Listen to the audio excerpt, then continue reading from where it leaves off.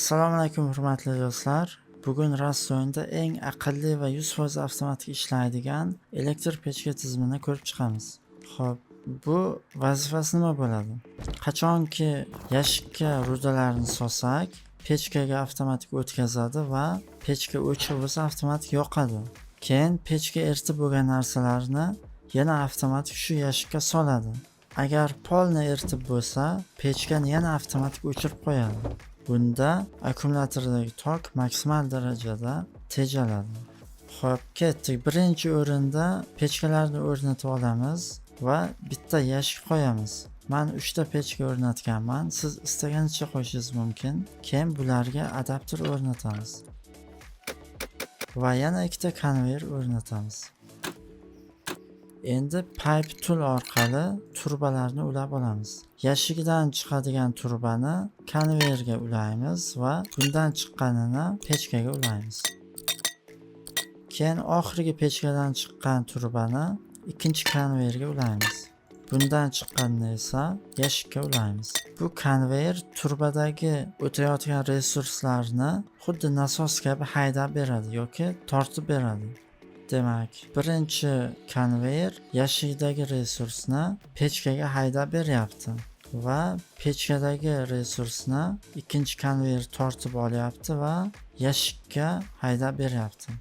Endi bularga tok ulab olamiz. Pechkani ustiga bitta splitter qo'yamiz.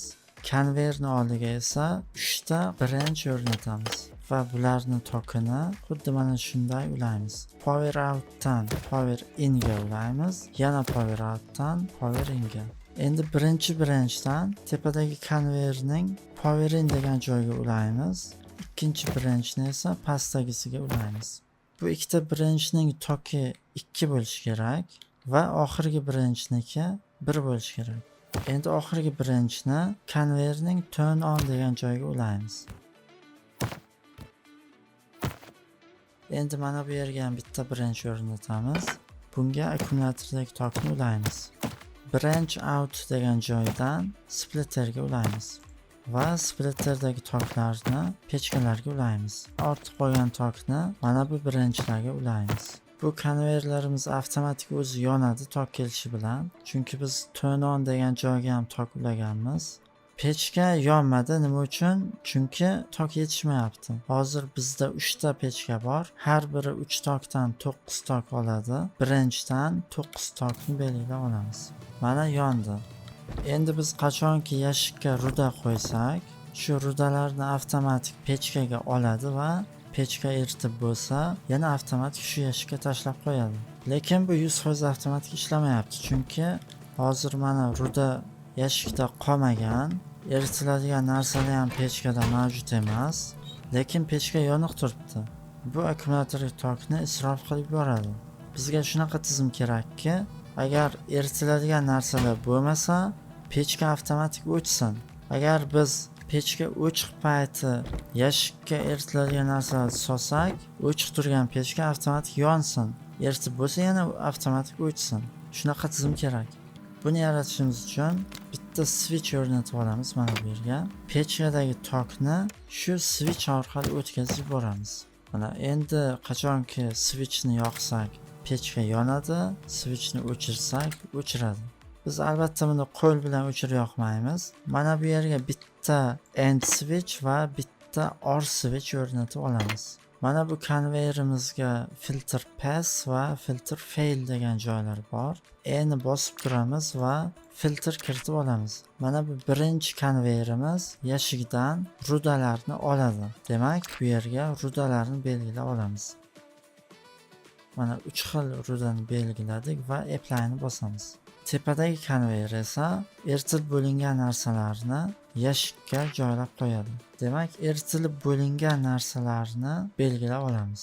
Endi filter pass va filter fail degan joylardan tokni ulaymiz. Demak, filter pass bu nima degani? Agar hozir mana belgilab olgan filtrimizdagi resurslar nasos orqali o'tsa, filter pass degan joydan bir tok chiqadi. Agar shu narsalar o'tmasa, ya'ni yashikda mavjud bo'lmasa, filter faildan tok chiqadi. Mana hozir filter faildan tok chiqib turibdi bir tok. chunki yashikda ruda mavjud emas. Tepadagi konveyer esa pechkadagi resurslarni ko'radi. Pechkada eritilib bo'lgan narsalar yo'q, shuning uchun bundan ham filtr faildan bir tok chiqib turibdi. Agar yashikda resurs mavjud bo'lmasa, switchni o'chir degan funksiya kerak. Demak, nima qilamiz? Filtr faildan end switchga tok ulaymiz. Ikkala konveyerdan ham input A ga ham input B ga ham tok kelyapti. Ya'ni yashikda ham ruda mavjud emas, eritilib bo'lgan narsalar ham mavjud emas. Shuning uchun ikkalasidan ham bir tok kelyapti va bundan chiqadiganni включательный switch off degan joyga ulaymiz. Agar ikkala konveyer ham filtr fail bo'lsa, switchni o'chiradi. Endi filtr pass bo'lsa, switch on degan joyga tok keladi. Nima uchun mana bu yerga end switch, bu yerga or switch qo'ydim? Hozir ruda solsak, birinchi konveyer filtr pass bo'ladi, lekin to eritgunicha ikkinchi konveyer filtr fail bo'lib turadi. Birinchisi filtr pass, ikkinchisi filtr fail bo'lsa, power outdan tok chiqmasligi uchun end switch qo'ydim. Agar bundan tok chiqsaydi, sразу o'chirib qo'yaydi. To eritgunicha pechkani o'zini yana o'chirib qo'yaydi va qaytib yonmasizlar. Shuning uchun end switch qo'ydim. Qachonki ikkalasi ham filtr fail bo'lsa, keyin pechkani o'chiradi. Ungacha o'chirmaydi. Mana bu yerga esa or switch qo'ydim. Nima uchun? Chunki or switch oldingi videolarda ko'rganimizdek yoki funksiyasini bajaradi. Yoki yashikda ruda mavjud bo'lsa, включательni yoqadi, yoniq bo'lsa, yoniq holatni saqlaydi. Yoki pechkada eritilayotgan narsalar bo'lsa, включательni yoqadi. Yoniq bo'lsa, yoniq holatni saqlaydi. Shu ikkala holatdan bittasi bo'lsa ham включательni yoqadi, ili yoniq holatni saqlaydi.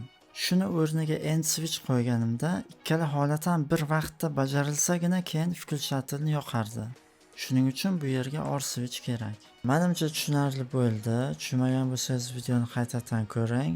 Demak, hamma narsani ulab bo'ldik. Bu aqlli tizimimiz tayyor. Sinab ko'ramiz. Mana rudani solamiz.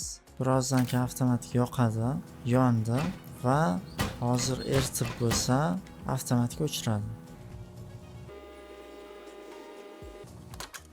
Mana avtomatik o'chirdi. Eritib bo'lgan narsalarni yana shu yashikka joylab qo'ydi. Bugungi video shundan iborat. Agarda bu video sizga foydali bo'lgan bo'lsa, like bosing, kommentariy qoldiring va do'stlaringiz bilan ulashing. Bu kanal rivoji uchun juda muhim. Keyingi videolarda ko'rishguncha salomat bo'ling.